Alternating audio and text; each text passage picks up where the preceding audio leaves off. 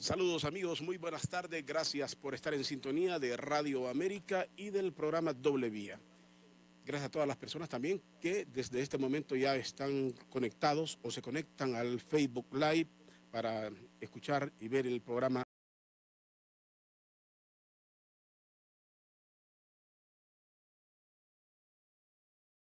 Vean hay un reportaje que aparece en la BBC, no es de hoy, apareció el 9 de marzo, pero sale en un enlace en una casa, hay una nota de una casa que va a comprar el gobierno de China en Colombia, donde va a hacer una embajada. Pues ahí aparece el enlace donde habla de las marcas país.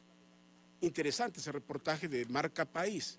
Y vean ustedes cuáles son los países con marca país. No lo estoy diciendo yo, les estoy diciendo dónde lo pueden buscar. Ahí en la BBC, o si no directamente pueden buscar ahí la publicación que diga la marca país en Latinoamérica, las mejores marcas país en Latinoamérica. Ahí le aparece el listado de marcas país y ¿saben cuáles aparecen como los peores países? Los peores en ranking. Aparece Honduras, lamentablemente. Aparece Honduras, no lo estoy diciendo yo, insisto, en la BBC, ahí pueden buscar ustedes esa publicación, cualquiera que la quiera.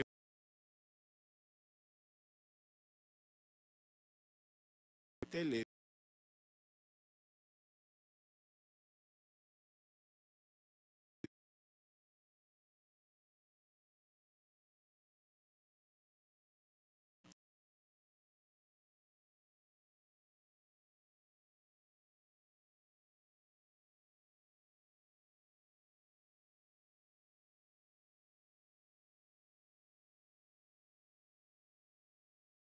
Está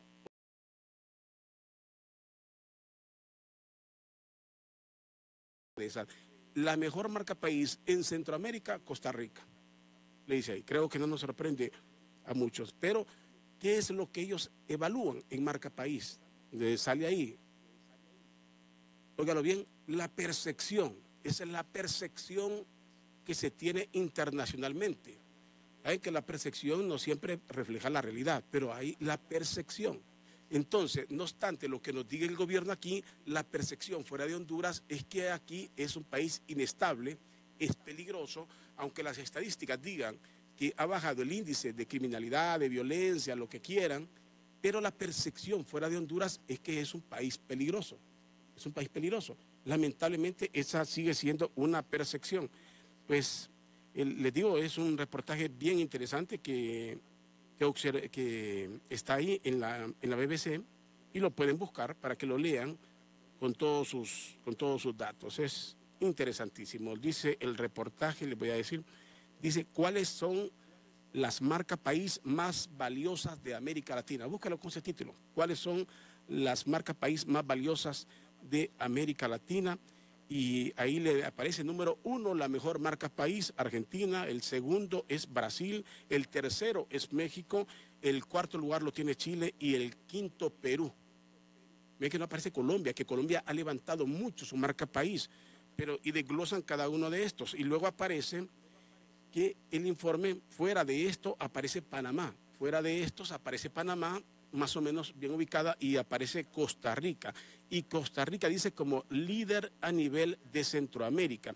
Los países de Latinoamérica con la peor marca, aquí lo tengo textual, dice, en ese índice la nación latinoamericana peor ubicada es Venezuela, que ocupa el puesto 152 a nivel global, ligeramente mejor que Papúa Nueva Guinea y muy por debajo de la República Centroafricana.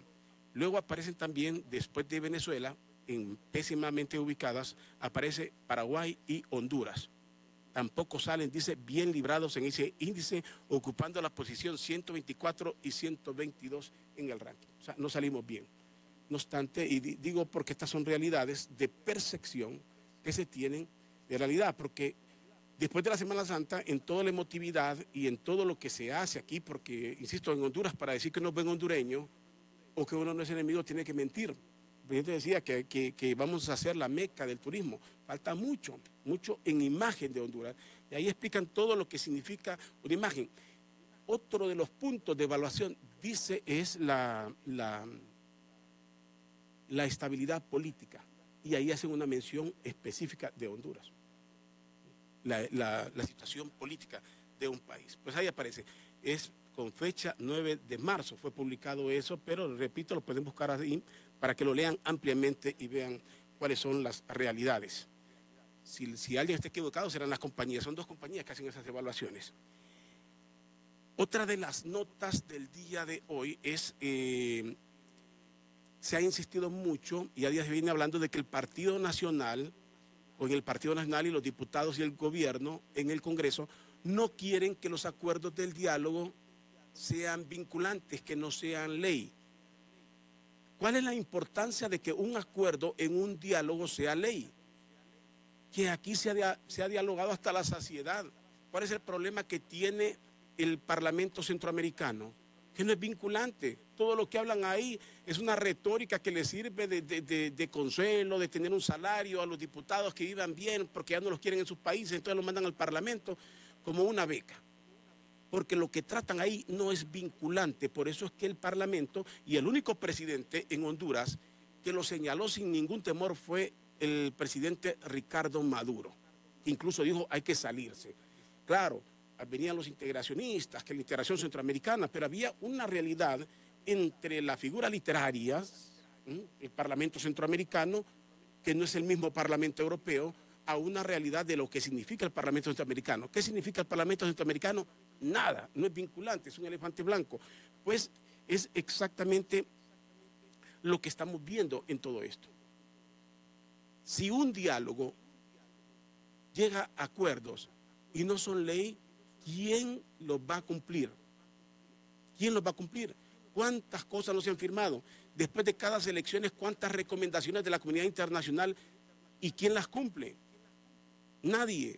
¿Quién obliga a que se cumplan? Nadie. Entonces, ¿vamos nosotros a confiar en la buena voluntad de los que tienen el poder? Y digo los que tienen el poder, hoy puede ser el Partido Nacional, mañana puede ser cualquier otro, pero en este momento le corresponde al Partido Nacional el que está en el poder. ¿Cómo los van a cumplir? ¿Por qué se insiste mucho en ir a un diálogo, pero al mismo tiempo decir no a hacer ley de la República los acuerdos? Si nos pusimos de acuerdo, si usted y yo llegamos a un acuerdo, hagámoslo ley. Es como cuando usted firma un contrato. Llegamos a un acuerdo, entonces firmamos el contrato y hay un abogado que firma, ¿verdad? Le hace la auténtica, usted compra una casa, compra un carro, llegó a un acuerdo y lo firma para que se cumpla sus compromisos, los cumple mediante un acuerdo. Eso es en todos lados. Pero aquí quieren un diálogo y confiar en la buena fe de quién, de los que siempre mienten. ¿Quiénes son los que mienten? Los políticos hechos funcionarios, porque cuando son funcionarios se les olvida lo que prometieron en campaña. No tiene razón de ser y dejen de perder el tiempo los que están ahí si los acuerdos no se van a llevar a ley de la República. Si hay acuerdo, no veo por qué el problema de llevarlo a ley. ¿Están de acuerdo todos en que se reforme la ley electoral en esta y esta forma? Sí, estamos de acuerdo. Ok, sea ley. Sea ley. Porque es acuerdo. Porque es un acuerdo. Insisto, la palabra acuerdo. Todos están conformes con todo eso. Entonces, ¿cuál es el temor? Cuando usted dice no va a ser vinculante y no puede ser ley, desde ya está diciendo que usted no lo quiere cumplir. Desde ya quiere decir que buscará cualquier argumento, como es en Honduras, bajo cualquier argumento para no cumplir lo que se va a acordar en ese diálogo. ¿Cuántos diálogos se han dado en Honduras?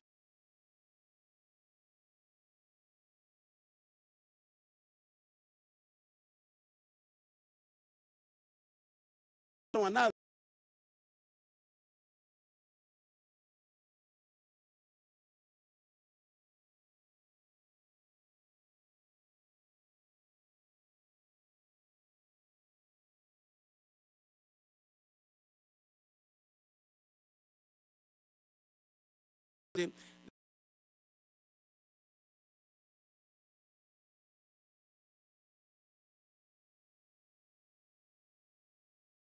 Rentas Miriam Guzmán, lo que tiene que ver con la renta presunta.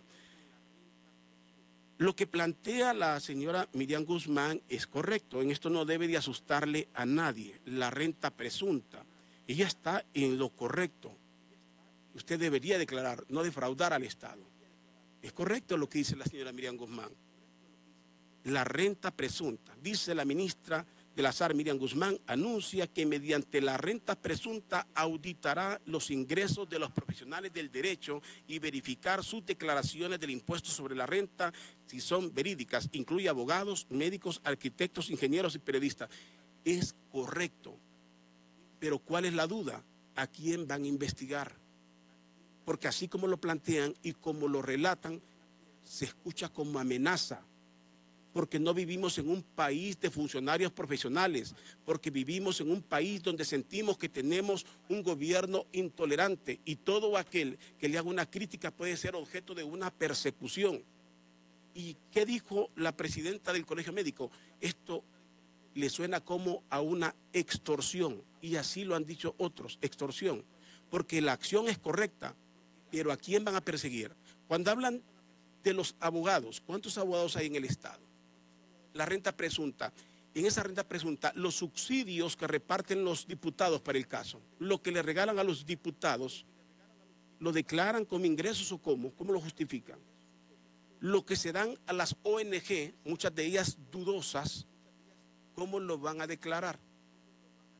Ajá, y si hablamos en la suspicacia del periodismo, porque hay una suspicacia en el periodismo, en quién vende publicidad y quién no vende, si lo declara o no lo declara, qué tiene y qué no tiene el periodista. Pero ¿a qué periodista van a investigar? ¿Al que es amigo del presidente o al que el presidente no quiere? Es que ese es el punto. Seamos honestos, la acción es correcta de doña Miriam, pero en Honduras está la duda de a quién van a investigar, si a los amigos del presidente o a los que el presidente y el gobierno no quiere. Ese es el asunto en Honduras. ¿A qué periodista? Cuando van a presentar, en Honduras se ha conocido de gobiernos que le depositan dinero a periodistas. ¿Eso se va a investigar o se va a investigar a los que no quieren? En esto, señores, hay que ser profesionales. Y cuando las acciones son correctas, no se venden como amenazas. Eso para la ministra Miriam Guzmán. Jamás se vende algo como amenaza. Lo único que logran es crear una imagen muy negativa de un gobierno. Hay cuantos profesionales del derecho que se ganan correctamente o que pueden tener otros ingresos como sea, si alguno no lo declara, pero de eso a que sea ilegal es otra historia. El otro punto es que en Honduras lo pueden exhibir. A usted lo van a exhibir. Le exhiben para decir que usted tiene una cuestión irregular. Después de nada le sirve lo que diga, pero ¿a quién van a exhibir? Al que el gobierno no quiera, posiblemente a alguien que doña Miriam no le caiga bien. Ordenen, investiguen a este que no me cae bien. Cuando hablan de investigar en los bancos, y es que las cuentas en los bancos son clandestinas, por favor. Si usted tiene una cuenta en un banco, está con su nombre. Se supone que usted paga en eso, en cada acción que hace, y a usted en su dinero que tiene en su banco, cada vez que hace un retiro, el mismo gobierno le cobra, le saca hasta para la tasa de seguridad, en cada vez que usted tiene que retirar o depositar, le saca dinero para la tasa de seguridad, o sea que su cuenta no es clandestina, es correcta. Pero para efectos de una persecución y decir que usted está en algo anormal, es una arma vital, vital característica de gobiernos despóticos dictatoriales. Así es. Porque las acciones correctas jamás se utilizan como amenaza. Y el gobierno tiene mucho temor con los sectores que le hacen críticas. La democracia se basa en eso, la tolerancia. Usted como periodista le cae bien, yo como periodista le puedo caer bien a mucha gente y habrá una gran cantidad, un océano de personas a las cuales le caigo mal, que no toleran mis comentarios. Como periodista lo tengo que aceptar. No puedo pretender ser monedita de oro, ¿entiende? Pero lo importante es lo correcto que usted haga, valore. Pero, repito, cuando el Estado anuncia estas cosas de la forma que la anuncia, parece persecución. Parece que va en pos. O cállense si no quieren que los investigue, los exhiba. ¿Qué va a pasar? Van a exhibir gente. Van a exhibir la gente que no quieren, los que les hacen oposición, entre abogados, profesionales, médicos, abogados, periodistas, lo que sea. Porque los amigos, si no el presidente, los gobiernos tendrán que dar cuenta de la gente que ellos favorecen. O cuando van a viajes, ¿a cuánta gente va a un viaje y le ponen más viáticos de los que le corresponden? Solo porque es amigo. Hay gente que la mandan, van a viajes y le ponen más viáticos de los que debería de llevar. Una forma de favorecerlo, hasta en primera clase. ¿Y eso cómo lo vamos a declarar o cómo se va a declarar? Veamos las cosas con profesionalismo, dejemos esa cacería de brujas en nuestro país. Y doña Miriam, insisto, lo que usted anuncia es correcto si lo van a hacer de forma profesional, porque las mansiones no se pueden ocultar. Aquí hay gente que tiene mansiones, aquí hay gente que tiene empresas, aquí hay gente que tiene ONGs fantasmas, hay gente que tiene viviendas fuera de Honduras, cuentas fuera de Honduras. No vayan a venir con una cacería de brujas al que menos tiene, porque usted cómo oculta una finca, cómo oculta usted 5 o 10 casas, cómo oculta carros blindados de alto lujo. Ese es el punto en Honduras.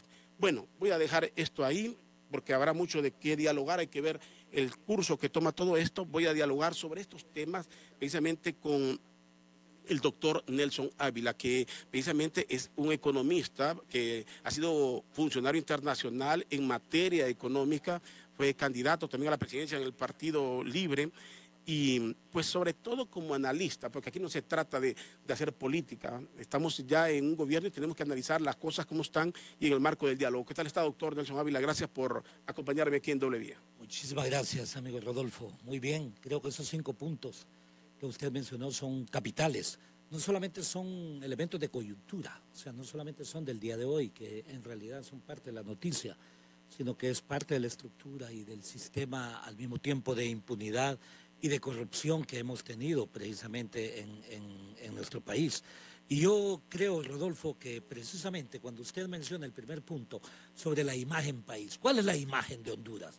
Es la imagen que esta clase política nuestra, que en realidad no es clase política, porque la política es una ciencia para transformar las naciones, pero así le llaman en Honduras a algunos que están metidos en los partidos políticos y que en consecuencia los califican de políticos. Copiamos términos del extranjero. Exactamente, ese copiamos es el problema. Términos. Así es, porque los verdaderos políticos son aquellos que trascienden el momento, sí. Los políticos son aquellos que piensan en la nación, porque pensar en uno mismo o en su familia o en controlar los partidos o en asociarse exactamente para delinquir, en realidad esos no son políticos, son criminales, me explico, metidos a la política. Y fíjense que esa es parte del enorme problema en Honduras. Estamos siendo dirigidos por lo que es el antiejemplo de la honestidad, el antiejemplo de la inteligencia, el antiejemplo de la capacidad. Analice usted todos los que han sido presidentes de Honduras, por ejemplo, quienes han sido excepcionales profesionales antes de ser presidentes de la República. Le hablo de excepcionales profesionales. Todos se han metido a la politiquería para hacerse multimillonarios. Allí yo coincido entonces con la directora del Azar. La famosa renta presuntiva, que es una, digamos, uno de los principios de política tributaria, es correcta. O sea, como algunas personas pueden evadir, entonces usted lo que hace es determina cuál debió ser, si le parece, la riqueza normal en condiciones del ingreso normal que debería tener. Y si tiene un exceso, entonces significa que hubo una renta que se presume que la ha tenido aleatoriamente, pero que no ha declarado sobre ella. Entonces pregúntese cómo algunos políticos que han estado ganando 30,000, 40,000 o 50,000 pueden gastar 200,000 y ahorrar 20 millones. Eso es imposible. Entonces que comience con todos los politiqueros, tanto expresidentes de la República, exministros, expresidentes de bancos centrales, que ahora son muchos de ellos empresarios. ¿Por qué razones? ¿Es que lo hicieron con el sueldo? No. Ahí hubo todo un problema al mismo tiempo de, yo le diría, de la pirámide de corrupción que existe en Honduras, ese sistema de corrupción. Entonces, la marca país de Honduras, la imagen de Honduras, lamentablemente es la que estas personas han dado: un país altamente corrupto, un país altamente violento, un país altamente pobre, un país altamente endeudado, un país altamente ineficiente, un país con enorme inseguridad en consecuencia, lo que los economistas nosotros llamamos riesgo país. Fíjese, Rodolfo, riesgo país es la figura que se calcula para determinar hasta dónde en un país existen posibilidades de recuperar lo invertido. De forma tal que países como Honduras, para que alguien pueda invertir acá, debe tener una tasa de rentabilidad si es posible, el doble o el triple de la que puede tener en los Estados Unidos o en Europa. O aquí mismo, en El Salvador. Fíjense que El Salvador, a pesar de todos los problemas que tiene, es un país con menor riesgo país que Honduras. ¿Por qué razones? Pero también ellos analizan el respeto al marco constitucional, o sea, el respeto a la figura fundamental. Si usted violenta la Constitución a cada rato, o si usted violenta las leyes secundarias, si violenta la ley primaria, ¿cómo no va a violentar la ley secundaria? Entonces el riesgo país es mayor. En consecuencia, la imagen de país es eso. Lo que usted mencionaba sobre el Parlacén, o sea, Morazán moriría en realidad nuevamente si resucitase al ver lo que en realidad ahí hay personas que lo que menos creen es en la integración latinoamericana o en la integración centroamericana. No hay pensamiento para ello. Entonces, todo para que funcione en esta perspectiva morazánica, todo tiene que ser vinculante, como el diálogo, y coincido con usted. El diálogo en primera instancia no existe en Honduras cuando no se hace sobre la base de la igualdad. Existe diálogo cuando las partes son iguales, o existe diálogo cuando los participantes están también en igualdad de condiciones. Usted no puede invitar a un partido de gobierno y al gobierno, por ejemplo, porque ahí son dos con el mismo interés. Ese es un error de las Naciones Unidas, donde yo trabajé y que lamentablemente operábamos bajo otro tipo de condiciones. Recordará usted que lo mismo pasaba con el tribunal cuando era representación de los partidos. La misma historia. La misma historia, que solo estaba el Partido Liberal, el Partido Nacional, el PINU y la Democracia Cristiana. Exactamente. Y estaba la Corte, pero la Corte era generalmente el del partido de gobierno. O sea que el partido de gobierno, cualquiera que estuviera de turno, tenía la ventaja, tenía 2 votos. Completamente de acuerdo. Porque las instituciones no son profesionales en Honduras. Exacto, lamentablemente. Y algunos opositores lo que hacían era, participar en la lucha política para tener 1 o 2 magistrados en la Corte Suprema de Justicia para ganar todos los casos. O sea, esta Honduras, Rodolfo, lamentablemente, la Honduras que vivimos nosotros es la Honduras del caos. Y para que usted regule todo esto, sin duda, yo le puedo decir que parece que estuviéramos nosotros en las cenizas. Alguien dice, el ave fénix vuela desde las cenizas.